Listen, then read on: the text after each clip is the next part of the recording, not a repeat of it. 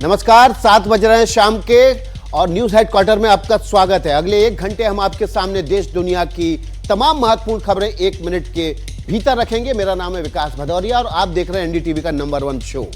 बिल्कुल, और मैं आपके साथ आशुतोष चतुर्वेदी। आइए करते हैं शुरुआत, देखते हैं न्यूज हेडक्वार्टर। देखिए, देश के मैदानी इलाके से लेकर पहाड़ी इलाके में कुदरत का कोहराम मचा है। हिमाचल प्रदेश में कुदरत का रौद्र रूप देखने को मिल रहा है और लगातार हो रही भारी बारिश के बीच बादल फटने से कई जगहों पर तबाही ही तबाही है। नदियों में उफान है, पहाड़ों से गिरा मलबा लोगों की जिंदगी पर ब्रेक लगा रहा है।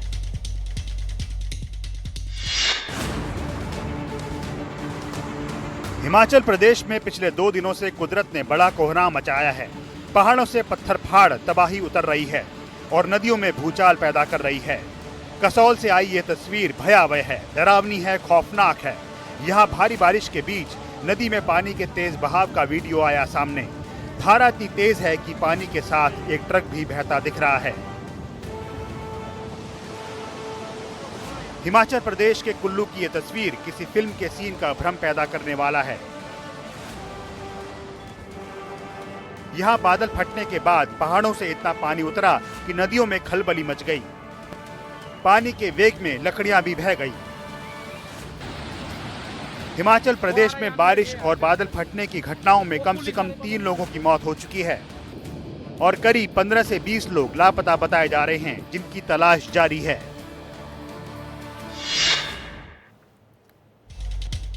हिमाचल प्रदेश की सभी नदियां उफान पर हैं, जो अपने किनारे तोड़कर रिहायशी इलाकों में कोहराम मचा रही हैं। देखिए, मंडी में व्यास नदी पूरा जोर दिखा रही है। नदी के किनारे की बस्तियों और निचले हिस्सों में इलाकों में बाढ़ का खतरा काफी बढ़ चुका है, जिससे लोग दहशत में हैं।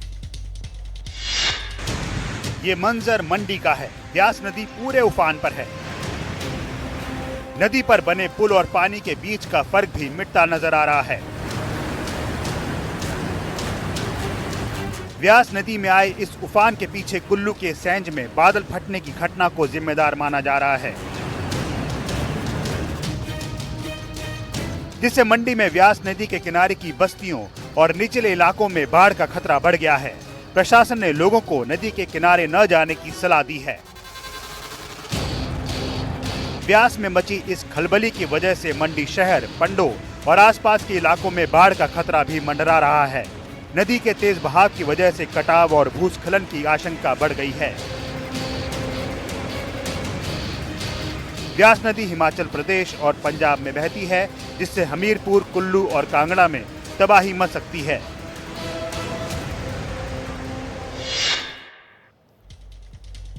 और देखिए, उत्तराखंड के रुद्रप्रयाग में आज भीषण हादसा हो गया। यहाँ एक मिनी बस बेकाबू होकर अलकनंदा नदी में जा गिरी। ये बस 4 धाम यात्रा के लिए ऋषिकेश से बद्रीनाथ जा रही थी। हादसे में बस सवार 3 लोगों की जान चली गई है। 9 लोग अभी भी लापता हैं।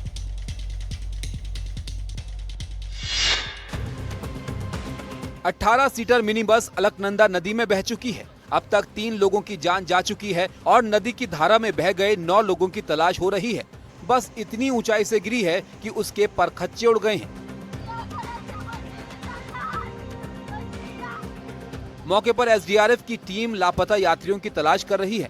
ये बस 4 धाम यात्रा के लिए ऋषिकेश से बद्रीनाथ जा रही थी। रुद्रप्रयाग के घोलथिर में हुई इस घटना के बाद बचाव कार्य में मुश्किलें आ रही हैं, क्योंकि तेज धारा और दुर्गम इलाका होने की वजह से टीम के सामने कई तरह की चुनौतियां हैं। बचाव टीम रस्सियां और नाव के जरिए 200 मीटर के दायरे में तलाशी अभियान चला रही है।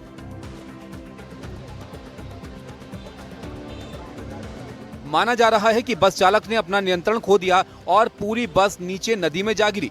लगातार हो रही बारिश की वजह से अलकनंदा नदी उफान पर है, जिससे रेस्क्यू में दिक्कत हो रही है। ये खबर उत्तराखंड से। उत्तराखंड में लगातार बारिश के बीच लैंडस्लाइड के मामले बढ़ रहे हैं। कई जिलों में भूस्खलन के बाद अहम रास्ते बंद हैं। देखिए, ताजा मामला चमोली का है, जहां जबरदस्त लैंडस्लाइड हुआ है और सड़क पर मलबा गिरने से कई गांव का संपर्क कट चुका है।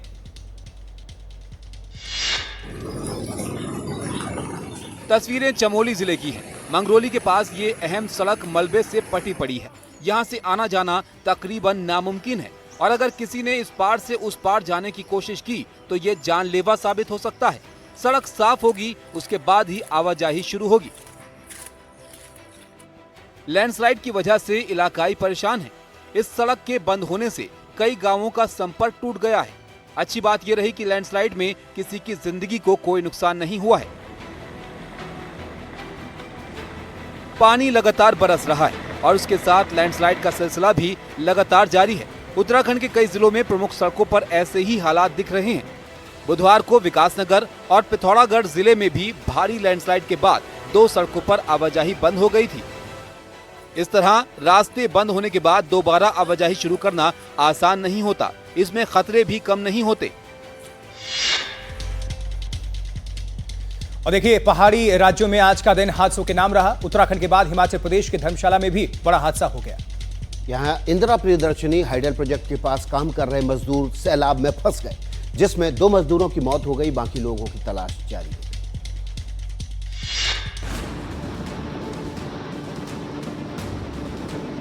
धर्मशाला में डैम के पास एक प्रोजेक्ट में काम कर रहे मजदूरों के लिए आज कुदरत ऐसी मुसीबत लेकर आई कि डैम के आसपास कोहराम मच गया। सभी मजदूर पानी के तेज बहाव में फंस गए और अपनी जान बचाने के लिए इधर उधर भागने लगे, लेकिन जिंदगी ने सभी का साथ नहीं दिया और 2 मजदूरों की पानी में बहने से मौत हो गई।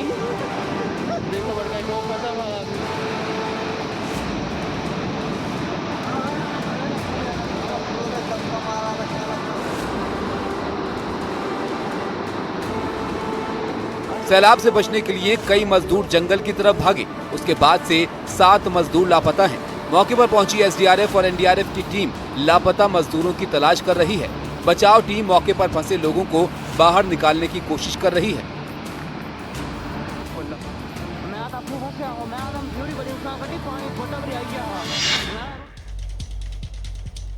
ये खबर हिमाचल से है। कसोल में पिछले 2 दिनों से बारिश और बादल फटने की घटनाओं ने भारी तबाही मचाई है। सैलानियों का केंद्र माने जाने वाला कसोल फिलहाल प्राकृतिक आपदा का केंद्र बन गया है।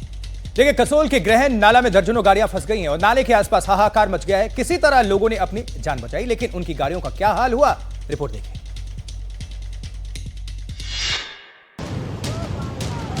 कसोल में बादल भी फटे हैं, बारिश भी हुई और पहाड़ों से मलबे का रेला उतर रहा है। कुदरत के चौतरफा अटैक की वजह से नदियों में उफान है, जिसकी तस्वीर आपके सामने है। कसोल में पानी की तेज धारा के बीच कई गाड़ियां फंसी हैं। पानी का वेग इतना है कि चाहकर भी कोई इसकी जद से बाहर नहीं आ सकता। नदी के किनारे जब सैलानी पहुंचे तो सब कुछ सामान्य था, लेकिन अचानक नदी में आई बाढ़ में सभी लोग फंस गए। मौका पाकर सैलानी तो यहां से निकल गए, लेकिन अपने पीछे दर्जनों गाड़ियां छोड़ गए।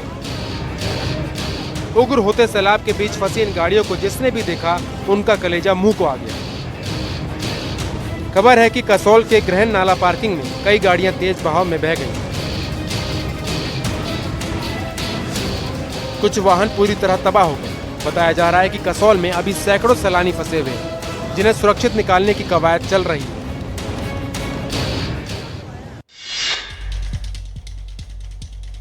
तो देखिए, पहाड़ी राज्यों के साथ मैदानी राज्यों में भी लोग आसमानी आफत से परेशान हैं, बेहाल हैं। गुजरात के कई जिलों में भारी बारिश और बाढ़ ने लोगों का जीना मुश्किल कर दिया है। नवसारी की बात करें, सूरत से सटे भारी बारिश के बाद यहां भी हालात खराब है। लगातार पानी बरसने की वजह से पूरा सिस्टम बिगड़ गया है। ऊपर पुल से गाड़ियां गुजर रही हैं और नीचे तारकेश्वर महादेव मंदिर पानी में डूब चुका है। चिखली इलाके में स्थित ये मंदिर कावेरी नदी के तट पर बसा है। नवसारी की बात करें तो ये गुजरात के उन जिलों में शुमार है जहां बाढ़ के हालात सबसे खराब हैं।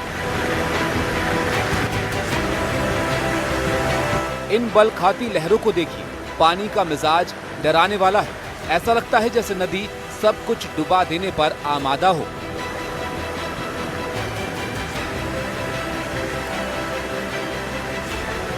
यहाँ चारों तरफ नजर डालिए तो पानी ही पानी नजर आता है। आम लोगों की परेशानी समझी जा सकती है।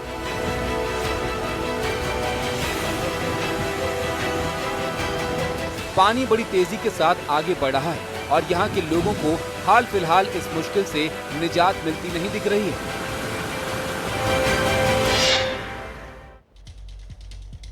बाढ़ बारिश से गुजरात के हालात बिगड़ते जा रहे हैं। निचले इलाकों में उतरा पानी अब अपना असर दिखा रहा है। हालात ये हैं कि थाने के अंदर पानी है। कई इलाकों में स्कूल पानी में तैरता हुआ नजर आ रहा है। सड़कों पर अभी भी जल भराव है।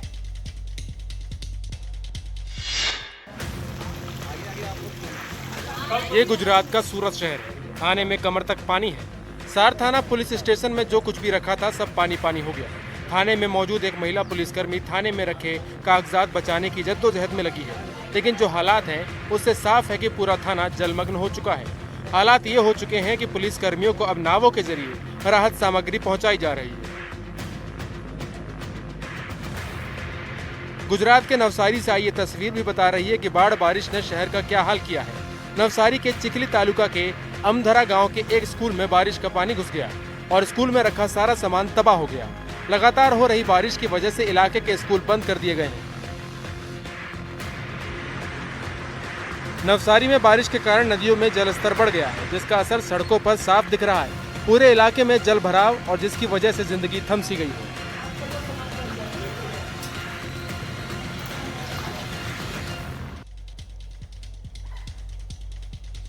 तो इस बीच कई प्रदेशों में लगातार देखिए बारिश हो रही है। डिटेल्स भी आप सभी तक हम पहुंचा रहे हैं। नदियां उफान पर हैं, तबाही मच रही हैं और उस पर प्रशासन के कमजोर इंतजाम का खामियाजा आम लोग भुगत रहे हैं। और देखिए पहाड़ों पर मुसीबत दोहरी है। खासकर उत्तराखंड और हिमाचल प्रदेश में लैंडस्लाइड की वजह से परेशानी और ज्यादा बढ़ गई है। इन सब के बीच मौसम विभाग लगातार अलर्ट जारी कर रहा है। कहां किस प्रदेश में कैसा अलर्ट है ये हम आपके सामने रख रहे हैं। अब बिल्कुल उत्तराखंड की शुरुआत करें वहां से बात। तो 24 घंटे तक तेज बारिश का वहां पर अलर्ट जारी है। 24 घंटे तक फ्लैश फ्लड की भी यहां पर चेतावनी दी गई है। किन किन जगहों पर दी गई है? बागेश्वर, चमोली, चंपावत, देहरादून के लिए फ्लैश फ्लड की बिल्कुल खास तौर पर चेतावनी दी गई है। देखिए नैनीताल, पौड़ी, पिथौरागढ़, टिहरी के लिए भी अलर्ट जारी है। और आपको बता दें हिमाचल प्रदेश की क्या स्थिति है। विकास बिल्कुल देखिए हिमाचल प्रदेश की बात कर ले तो 27 से लेकर 30 जून तक, 1 जुलाई तक, बल्कि 1 जुलाई तक राज्य में अधिकांश जगहों पर हल्की से मध्यम बारिश की संभावना जताई गई। बिल्कुल 28 जून और 2 जुलाई को कई जगह भारी बारिश भी संभव है और 8 जिलों में 24 घंटों के दौरान बाढ़ की भी चेतावनी जारी है। किस किस जगह पर बाढ़ आने की चेतावनी है आपके सामने रख देते हैं। चंबा, हमीरपुर, कांगड़ा, किन्नौर, यहां पर बाढ़ की चेतावनी बाकायदा मौसम विभाग की तरफ से दी गई है। जबकि कुल्लू, मंडी, शिमला, सोलन में बाढ़ की चेतावनी है। और अब बात हम गुजरात की कर लेंगे। विकास गुजरात की बात कर लेते हैं तो गुजरात में आपको पता है सूरत, नवसारी जिले में जबरदस्त बारिश की वजह से रेड और ऑरेंज अलर्ट है। लेकिन इसके अलावा कौन कौन से जिले हैं?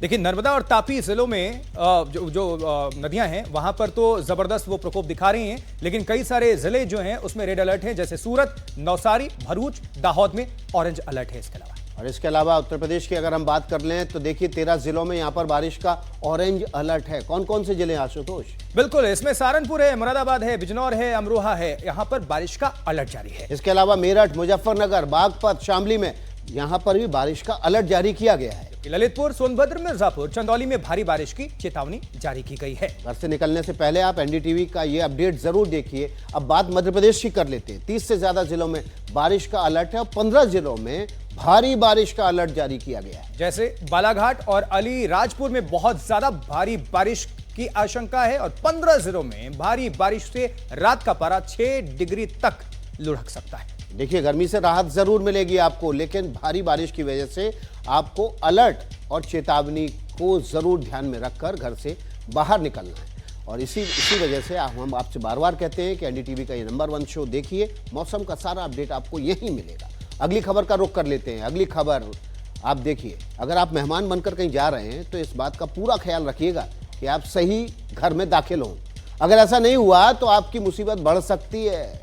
दरअसल उत्तराखंड के उधम सिंह नगर में जो कुछ भी हुआ वो बेहद हैरान कर देने वाला है। यहां गलत घर में घुसने की वजह से एक शख्स को लाठी डंडों से मार खानी पड़ गई। मामला क्या है देखिए जरा।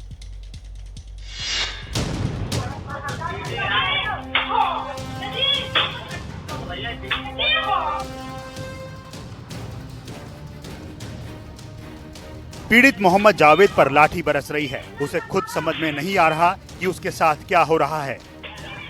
मामला उधम सिंह नगर के जसपुर का है। बताया जा रहा है कि जावेद कई साल बाद अपने चाचा से मिलने आया, लेकिन गलती से चाचा के घर की जगह किसी दूसरे घर में दाखिल हो गया। उसके बाद क्या था, पड़ोसियों ने एक अजनबी को बिना सोचे समझे मारना पीटना शुरू कर दिया। पीड़ित पर दनादन लाठी बरसा दी गई। वो लोगों को समझाता रहा, लेकिन कोई मानने को तैयार नहीं हुआ कि वो गलतफहमी में किसी दूसरे घर में दाखिल हो गया था। बड़ी मुश्किल के बाद पीड़ित ने लोगों को अपनी बात समझाई, तब जाकर उसकी जान में जान आई। मारपीट की पूरी घटना सीसीटीवी में कैद हो गई। पुलिस अब सीसीटीवी के आधार पर पूरे मामले की जांच कर रही है।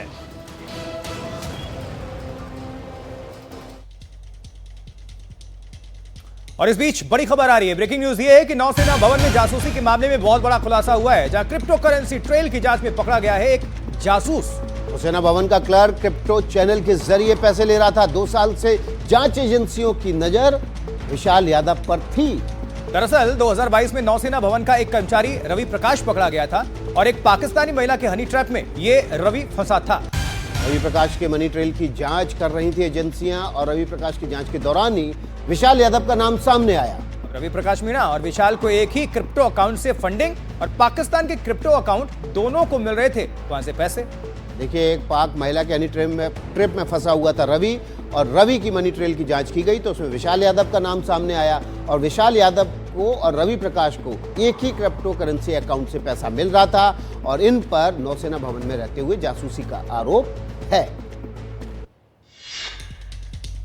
इस खबर से जुड़ा हुआ जो भी अपडेट होगा सबसे पहले आप एनडीटीवी पर हासिल करेंगे। अगली खबर का रुख कर लेते हैं। सोशल मीडिया पर फेम पाने के लिए आजकल लोग सारी हदें पार कर जाते हैं। रील बनाने का जुनून लोगों की जिंदगी जोखिम में डाल रहा है।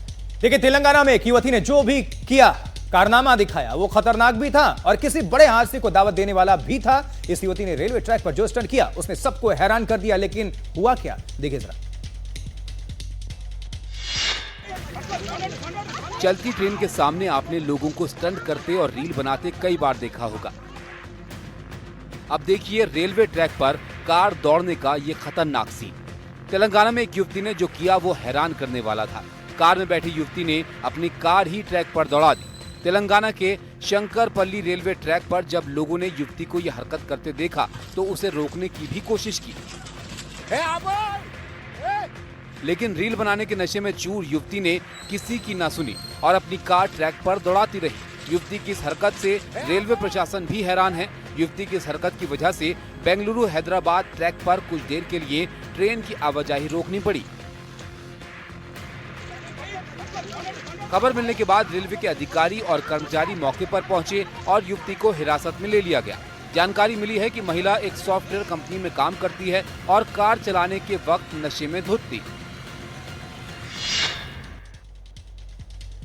और अब खबर छत्तीसगढ़ से। छत्तीसगढ़ के सूरजपुर में एक गैरेज में चोरी हुई। अलग अलग गाड़ियों से चोर हजारों के तार चुराकर फरार हो गया। लेकिन कहानी सिर्फ चोरी तक सीमित नहीं है। वारदात के बाद चोर के अंदाज के बड़े चर्चे हैं। 60 सेकंड में ये रिपोर्ट देखिए।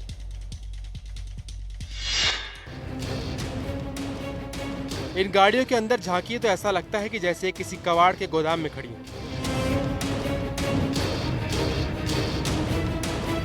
टूटी पिटी गाड़ियों के पीछे का सच ये है कि चोर सिर्फ तार चुराने आया था और निकाले गए तारों की कीमत 25,000 रुपए है। लेकिन यह चोर बड़ा मनमौजी था। सीसीटीवी कैमरों ने उसका दिलचस्प अंदाज कैद किया।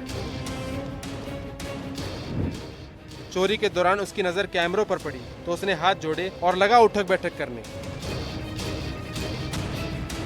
चोर खतरों से बच रहा था। उसका चेहरा ढका हुआ था, लेकिन वो मस्करा भी था। उसने सीसीटीवी कैमरों को प्रणाम किया और 10 उठक बैठक की। चोर के अंदाज से चोरी चर्चा में आ गई। ये तस्वीरें वायरल हैं। पुलिस भी हैरान है। खाकी अमला उसकी तलाश में जुटा है।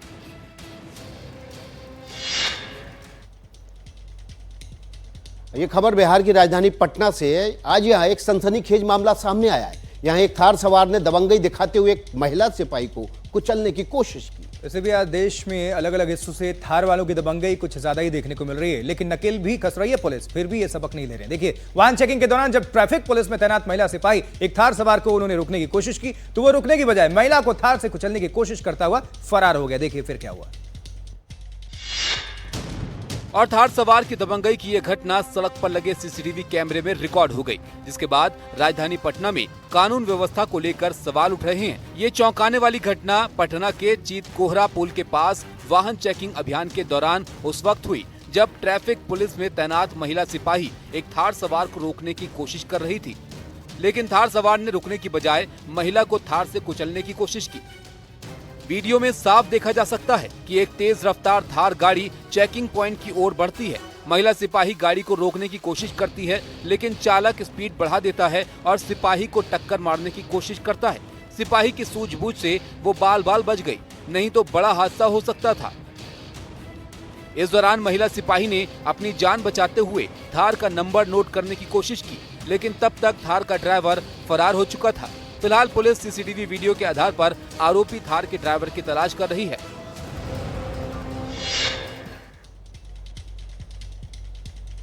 और अब बात करते हैं गुवाहाटी के मां कामाख्या मंदिर की। यहाँ अंबुबाची मेले की शुरुआत हो चुकी है। देखिए, नीलांचल की पहाड़ी पर भारत के सबसे प्राचीन और पवित्र 51 शक्ति पीठों में से एक मां कामाख्या मंदिर में इन दिनों श्रद्धालुओं की भारी भीड़ उमड़ पड़ रही है। देखिए तस्वीर।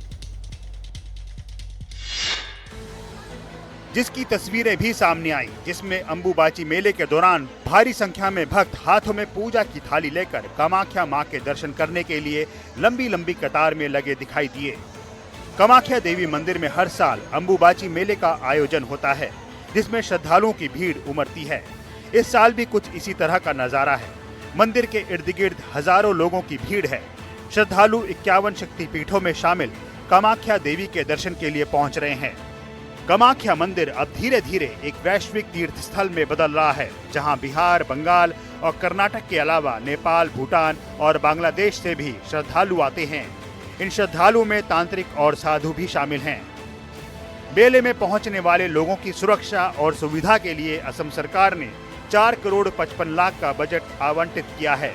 मेले में श्रद्धालुओं को किसी तरह की दिक्कत ना हो, इसके लिए प्रशासन ने जरूरी तैयारियां की हैं।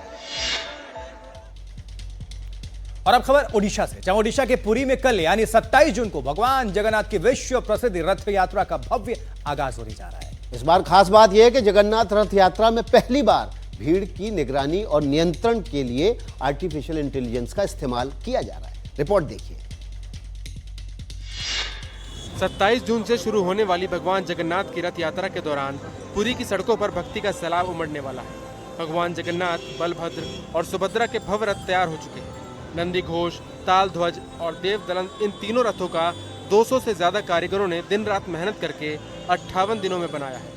हर रथ 45 फीट ऊंचा है और इसे खींचने के लिए हजारों भक्त जुटते हैं। इस बार भगवान जगन्नाथ की रथ यात्रा में तकनीक का तड़का भी है।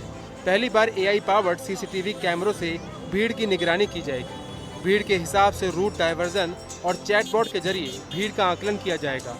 आर्टिफिशियल इंटेलिजेंस की ये तकनीक भक्तों की सुरक्षा और सुविधा को और बेहतर बनाएगी। पहली बार artificial intelligence enabled CCTV Bhubaneswar से पुरी तक, पुरी शहर में और पुरी से कोणार्क तक लगाया जा रहा है। जगन्नाथ यात्रा की सुरक्षा में NSG, RAF, CRPF और 10,000 पुलिसकर्मियों को तैनात किया गया है। ड्रोन्स के इस्तेमाल के अलावा महिलाओं और बच्चों के लिए खास इंतजाम है। हमारी सहयोगी मनोज्ञा लोईवाल ग्राउंड जीरो पर है, ठीक पुरी में ही है। पुरी में भक्ति का मेला सज भी चुका है। इस बार पुरी की रथ यात्रा न केवल आस्था का प्रतीक है, बल्कि ये संस्कृति और तकनीक के संगम का भी शानदार उदाहरण है। देखिए, अब आपको दिखाते हैं पुरी से हमारी संवाददाता मनोज्ञा लोईवाल की स्पेशल रिपोर्ट। पूरी तरह से सज कर तैयार है। ये वो शहर है जहां भगवान जगन्नाथ अपने रथ पर विराजमान होंगे और इस वर्ष 27 जून को रथ पर विराजमान होकर इस मंदिर से, जगन्नाथ मंदिर से जाएंगे गुंडीचा मंदिर तक। रथ की तैयारी भले ही 1 वर्ष से लगातार चलती रहे, लेकिन आप कल्पना कीजिए कि इसमें मेहनत कितनी लगती है। इस रथ की विशेषता आपको बता दें, जितनी इसकी मजबूती है उतना ही इसका हजारों किलो में होता है वजन। लकड़ी जितनी मजबूत उतना ही इसमें लोहा, और उसके साथ साथ इनके जोड़ने के लिए और उनके खींचने के लिए इस रस्सी से आपको अनुमान लग जाएगा कि किस तरह की मजबूती चाहिए होती है। जिस रस्सी को खिसकाने के लिए दर्जनों लोगों की जरूरत पड़ जाए, उस रस्सी का वजन और उस रस्सी की ताकत कितनी होगी, इसकी कल्पना कीजिए। और जब इस मार्ग पर चलते हैं तो उसकी खूबसूरती देखते ही बनती है। लाखों की भीड़ में यहाँ पर आपको सिर्फ और सिर्फ लोगों के सर नजर आते हैं और भक्ति का सैलाब नजर आता है। तो देखिए, पुरी में इस बार की जगन्नाथ यात्रा ऐतिहासिक रहेगी हमेशा की तरह। इस बार के सुरक्षा इंतजाम अभूतपूर्व हैं। देखिए क्या कुछ खास होने जा रहा है इस बार, ये हम एक एक करके आपके सामने रखेंगे। भगवान जगन्नाथ की इस यात्रा बेहद अहम है और आंकड़ों के और तथ्यों के जरिए हम आपको बताते हैं कि आखिर इस बार की जो जगन्नाथ यात्रा है वो क्यों खास है। पहली बार रथ यात्रा में एनएसजी की तैनाती हो रही है। ये इंपॉर्टेंट है। ये इतिहास में पहली बार है जब रथ यात्रा में एआई का इस्तेमाल किया जा रहा है। एआई यानी कि आर्टिफिशियल इंटेलिजेंस के जरिए पुलिस और प्रशासन भक्तों की भीड़ को मैनेज करेगा। इसके अलावा रास्तों पर जो सीसीटीवी लगाए जाएंगे उसमें भी आर्टिफिशियल इंटेलिजेंस का इस्तेमाल होगा। एआई से ही जानकारी मिलेगी कि भीड़ के हिसाब से किस रूट को डाइवर्ट करना है ताकि भीड़ कम इलाके में भेजी जा सके। बिल्कुल, और चैट बॉक्स के जरिए लोगों को पता चलेगा कि कहां भीड़ कम है, फिर वो सुरक्षित जगह जा पाएंगे। इसके अलावा देखिए, सुरक्षा के पुख्ता इंतजाम किए गए हैं और सुरक्षा की कई एजेंसियां यहां पर तैनात की गई हैं। एनएसजी और इसके अलावा एनएसजी के स्नाइपर्स भी ऊंचाई वाली जगहों पर छिप के तैनात रहेंगे ताकि किसी भी सूरत में वो टारगेट को चुपचाप शूट कर सके। इसके अलावा बिल्कुल आशुतोष, आरएफ यानी रैपिड एक्शन फोर्स, सीआरपीएफ है, वो उनके तमाम जो जवान हैं कई हजार मुस्तैद रहेंगे और पहले से कई गुना ज्यादा 10,000 पुलिस जवानों की वहां पर तैनाती है। और किसी भी तरह के ड्रोन दिखे तो उसे मार गिराने की पूरी तैयारी भी इस बार फोर्सेस की तरफ से की गई है। महिलाओं और बच्चों के लिए विशेष व्यवस्था भी की गई है। तो जय जगन्नाथ पुरी का जब भी हमेशा जिक्र होता है तो जय जगन्नाथ। इसी के साथ हम अगली रिपोर्ट पे बढ़ते हैं। देखिए, जय जगन्नाथ तो रहेंगे, हमेशा हैं, लेकिन एक महत्वपूर्ण बात यह है कि इस बार जो इंतजाम किए गए हैं वो वाकई में अभूतपूर्व हैं और ऑपरेशन सिंदूर के बाद ये जगन्नाथ यात्रा होने जा रही है। पहली बार ऐसा हो रहा है ऑपरेशन सिंदूर के बाद जहां इतनी बड़ी तादाद में लोग इकट्ठे होंगे। अगली खबर का रुख कर लेते हैं। महाराष्ट्र में भाषा का विवाद बढ़ता जा रहा है। शिवसेना, यूबीटी और एमएनएस ने इसके खिलाफ मोर्चा और विरोध मार्च का ऐलान किया है। देखिए, राज्य में 3 भाषा नीति के खिलाफ काफी दिनों से सरकार और विपक्ष एक दूसरे पर हमलावर है। रिपोर्ट। महाराष्ट्र में भाषा के विवाद में सियासी दल बंट रहे हैं। दूसरी ओर उद्धव और राज ठाकरे मसले पर एकजुट नजर आ रहे हैं। 3 भाषा नीति के खिलाफ दोनों भाइयों ने विरोध मार्च का ऐलान किया है। उद्धव ठाकरे 7 जुलाई को मुंबई के आझाद मैदान में धरना देंगे। म्हणजे एकूण आम्हाला हिंदीचा वावडा नाहीये, पण हिंदी सक्तीची याचा अर्थ तुमचा जो एक छुपा एजेंडा आहे की कालांतराने ते त्यांचं आधी होतं एक निशान, एक प्रधान, एक विधान, म्हणजे मीच, हा जो त्यांचा आहे। आणि नड्डा जे बोलले होते की कालांतराने देशामध्ये एकच पक्ष राहील, म्हणजे हे सगळं एकाधिकारशाहीकडे यांचं ही वाटचाल सुरू आहे। राज ठाकरे 6 जुलाई को मुंबई के गिरगांव चौपाटी से आझाद मैदान तक मराठी अस्मिता मार्च निकालेंगे। मी सर्व पक्षांना आवाहन करतोय की येत्या 6 जुलैला गिरगाव चौपाटीवरून मोर्चा काढायचा निर्णय आम्ही घेतलेला आहे। विरोध विपक्ष का हथियार भी है और उसका हक भी, लेकिन खास बात यह है कि इस मुद्दे के खिलाफ बिगुल बजाते हुए ठाकरे ब्रदर्स एक ही दिशा में आगे बढ़ रहे हैं। न्यूज हेडक्वार्टर में वक्त है अभी की हेडलाइंस का। इस बीच एक बड़ी खबर आ रही है पश्चिम बंगाल से, जहां पश्चिम बंगाल की मुख्यमंत्री ममता बनर्जी ने चुनाव आयोग पर बिहार समेत 6 राज्यों में मतदाता सूची के विशेष पुनरीक्षण के बहाने पूरे देश में एनआरसी जैसी प्रक्रिया लागू करने की तैयारी का आरोप लगाया। उन्होंने कहा है कि माता पिता के जन्म प्रमाण पत्र मांगने से गरीब और श्रमिक मतदाता सूची से बाहर हो जाएंगे, जो लोकतंत्र के लिए खतरनाक है। ममता ने चुनाव आयोग पर बीजेपी के प्रचारक की तरह काम करने और एक तरफा फैसले लेने का आरोप लगाया है। इस वक्त की बड़ी खबर, पश्चिम बंगाल की मुख्यमंत्री ममता बनर्जी ने चुनाव आयोग को निशाने पर लिया है और कहा है कि मतदाताओं सूची के पुनरीक्षण के बहाने एनआरसी लागू करने की कोशिश कर रहा है चुनाव आयोग। सुनिए ममता बनर्जी क्या कह रही हैं। They are targeting actual Bengal. They are targeting actual migrant workers. They are targeting actual the Bengal people because they are afraid.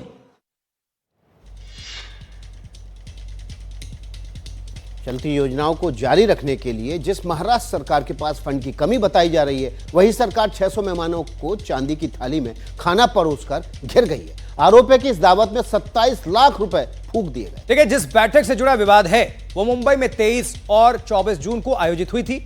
इसमें लोकसभा अध्यक्ष ओम बिरला भी शामिल थे। हैरानी इस बात की है कि ये मेहमान सरकार को बजट का पाठ पढ़ाने आए थे।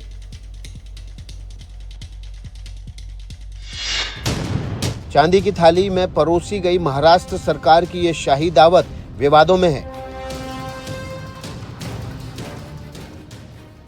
खाने की इस प्लेट की कीमत 4500 रुपए बताई गई है। बैठक सरकारी खर्च को कम करने के लिए आयोजित की गई थी। अब इस फिजूल खर्ची पर विपक्ष हमलावर है। राज्य दिवालिया होने की कगार पर है। किसान आत्महत्या कर रहे हैं, बेरोजगारी बढ़ रही है, कई सरकारी योजनाएं ठप है। लेकिन इस सारे संकट में भी शासकों ने 5,000 रुपए की चांदी की थाली का शाही आनंद उठाया है। महाराष्ट्र में हो रहे भ्रष्टाचार की तुलना दुनिया के किसी भी घोटाले से नहीं की जा सकती। ये बहुत ही उच्च स्तरीय घोटाला है। थाळी काय खालं असं? ये पूरा मामला सोशल एक्टिविस्ट विजय कुमार की एक पोस्ट से उजागर हुआ है और अब महाराष्ट्र सरकार सवालों के घेरे में है। देखिए, बात खाने पीने की चली है तो बात सेहत की भी हम कर लेते हैं, क्योंकि जरूरी है, क्योंकि ये खबर आपकी सेहत से जुड़ी हुई है। हम सभी बचपन से यही सुनते और पढ़ते आए हैं कि शरीर के संपूर्ण विकास और इसे सेहतमंद बनाने के लिए सभी पोषक तत्व बेहद अनिवार्य हैं, जरूरी है। मैग्नीशियम इन्हीं पोषक तत्वों में से एक है। मैग्नीशियम जो बीते कई दिनों से लगातार इंटरनेट पर सर्च ट्रेंड में बना हुआ है और लोग लगातार इस मिनरल के बारे में जानने की कोशिश भी कर रहे हैं। आखिर मैग्नीशियम हमारे लिए इतना जरूरी क्यों है? आइए आपको विस्तार से इसके बारे में बताते हैं ताकि आप इस तथ्य को समझ सकें। देखिए, मैग्नीशियम मांसपेशियों और तंत्रिकाओं को ठीक से काम करने में मदद करता है। इससे मांसपेशियां में ऐंठन और झटके जैसी समस्याएं कम होती हैं। मैग्नीशियम की वजह से हड्डियां मजबूत रहती हैं। मैग्नीशियम शरीर में ब्लड शुगर लेवल को भी सामान्य रखने में यानी कंट्रोल करने में मदद करता है। मैग्नीशियम दिल की बीमारियों के खतरे को कम करने में भी मदद करता है और मैग्नीशियम ही मूड को स्थिर रखने यानी कि मूड स्विंग को कम करने, चिंता कम करने में मदद कर सकता है। इसलिए स्वस्थ रहने के लिए पर्याप्त मात्रा में मैग्नीशियम का सेवन करना बहुत जरूरी है। अब आपको मैग्नीशियम मिलेगा कहां से, तो यह भी जान लीजिए आप।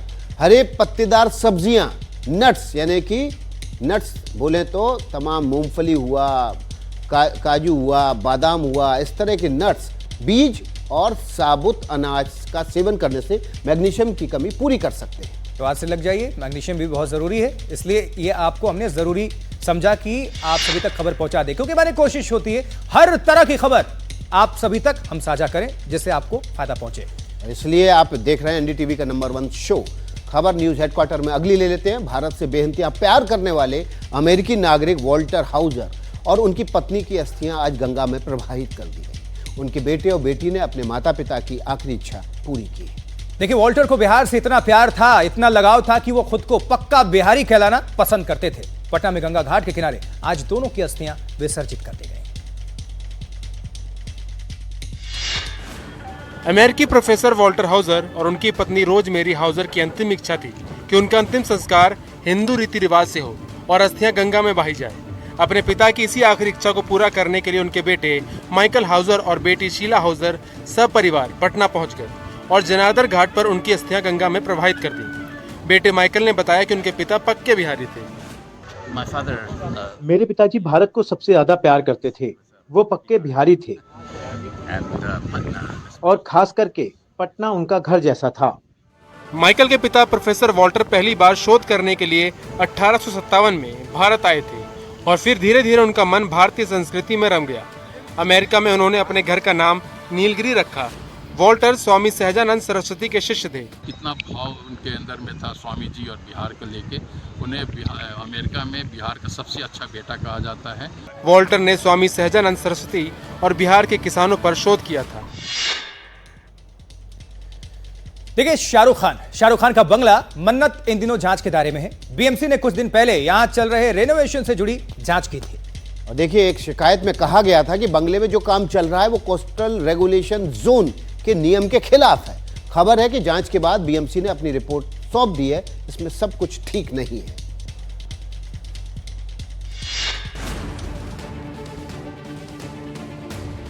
शिकायत में कहा गया था कि सुपरस्टार शाहरुख खान के घर मन्नत में जो रेनोवेशन का काम चल रहा है वो CRZ के नियमों के खिलाफ है, जिसके तहत किसी भी हेरिटेज स्ट्रक्चर में कोई निर्माण नहीं हो सकता। शिकायत के बाद बीएमसी और CRZ की टीम को मन्नत का निरीक्षण करने के बाद रिपोर्ट देनी थी। दावा किया जा रहा है कि इस रिपोर्ट में रेनोवेशन के दौरान CRZ नियमों का उल्लंघन का जिक्र है।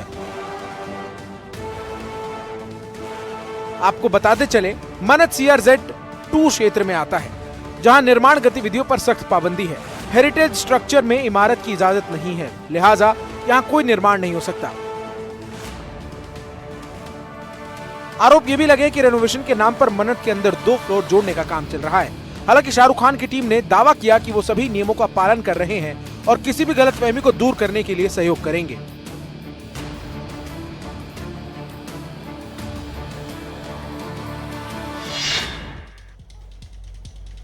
और अब खबर बिहार से। बिहार सरकार ने चुनाव से ठीक पहले ऐसा फैसला लिया है जो पूरे देश में चर्चा का विषय बन गया है। देखिए, इस फैसले के जरिए नीतीश सरकार सूबे के मुखिया, सरपंच और वार्ड सदस्यों को खुश करने की कोशिश में है, लेकिन यह कोशिश भविष्य में किसी खूनी संघर्ष में ना तब्दील हो जाए, डर इस बात का भी है। अब बिहार में मुखिया, सरपंच और वार्ड सदस्य हथियार लेकर घूमेंगे। इन हथियारों में सरकार की मुहर होगी, यानी प्रतिनिधियों को लाइसेंस दिया जाएगा। नीतीश सरकार ने इसके लिए हरी झंडी दे दी है। इस आदेश को जमीन पर उतारने के लिए जिलों के डीएम और एसपी को लगा दिया गया है।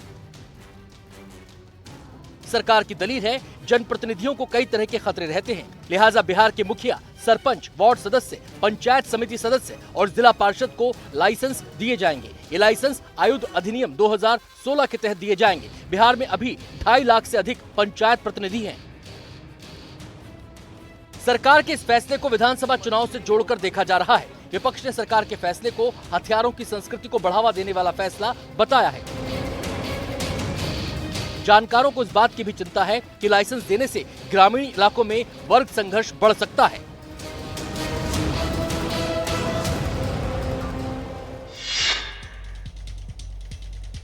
देखिए, पति और पत्नी का साथ 7 जन्मों का बताया जाता है। दोनों एक दूसरे के सुख और दुख के साथी होते हैं, लेकिन हर पति पत्नी का रिश्ता खुशनुमा हो ये जरूरी नहीं। सोशल मीडिया पर एक ऐसा वीडियो वायरल है जिसमें एक युवक अपनी पत्नी को बेरहमी से पीटता हुआ दिखाई दे रहा है। पत्नी जान बचाने के लिए भीख मांग रही है और बेरहम पति उस पर लात में बरसा रहा है। 60 सेकंड में रिपोर्ट देखिए।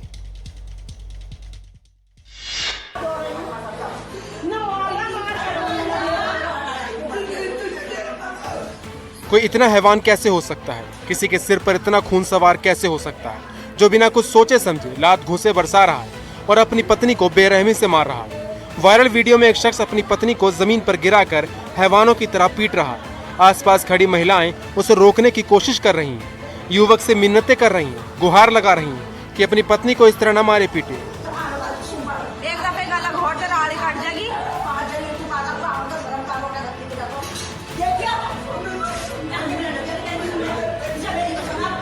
लेकिन इस रावण रूपी पति पर खून सवार है और वो रुकने का नाम नहीं ले रहा है। वो बीच बीच में बहस करता है, पत्नी पर तरह तरह के इल्जाम लगाता है और फिर पीटने लगता है। ये वीडियो सोशल मीडिया पर तेजी से वायरल हो रहा है।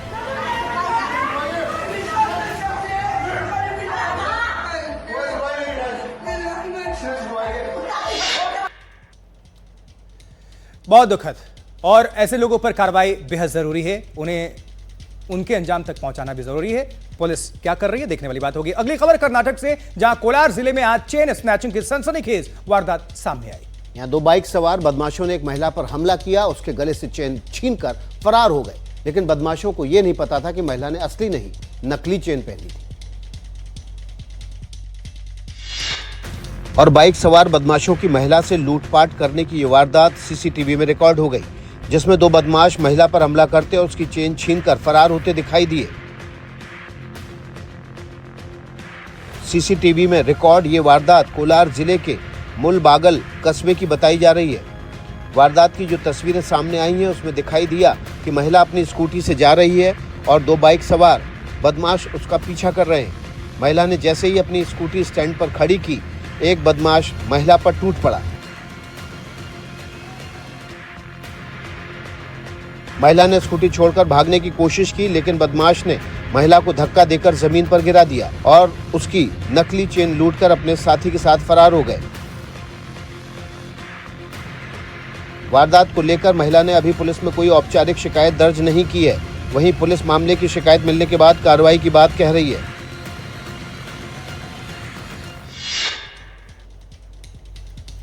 अब खबर उत्तर प्रदेश के इटावा से। यहां पर कथावाचक के साथ बदसलूकी का मामला तूल पकड़ता जा रहा है। कथावाचक के खिलाफ एफआईआर दर्ज होने के बाद लोगों में आक्रोश देखने को मिल रहा है। देखिए, दादरपुर गांव में भीड़ ने थाने के बाहर हंगामा किया और पुलिस की गाड़ियों पर भी पत्थरबाजी हुई। पूरी खबर देखिए जल्दी से।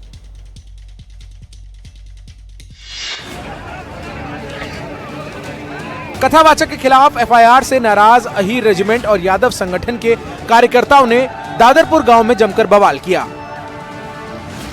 प्रदर्शनकारियों ने पहले दादरपुर गांव में एक बाइक रैली निकालते हुए आगरा कानपुर नेशनल हाईवे पर जमकर हंगामा किया और हाईवे जाम कर दिया। इसके बाद प्रदर्शनकारियों की भीड़ ने बकेवर थाना का घेराव किया, कथावाचक के खिलाफ एफआईआर वापस लेने की मांग को लेकर नारेबाजी की। इस दौरान प्रदर्शनकारियों की भीड़ ने पुलिस की गाड़ियों पर भी पत्थरबाजी की और पुलिस के कई वाहनों को तोड़ दिया, जिसके बाद पुलिस ने भीड़ पर जमकर लाठी भांजी और हंगामे और पथराव करने वाले लोगों को हिरासत में ले लिया। गांव के निकट कुछ लोगों द्वारा उपद्रव करने की कोशिश की गई थी। इस संदर्भ में कुछ लोगों को हिरासत में लिया गया है। कठोर कार्रवाई सुनिश्चित की जाएगी। मौके पर शांति व्यवस्था कायम है, कहीं भी उपद्रव नहीं है। फिलहाल हालात काबू में है। इलाके में तनाव को देखते हुए भारी संख्या में पुलिस बलों की तैनाती की गई है।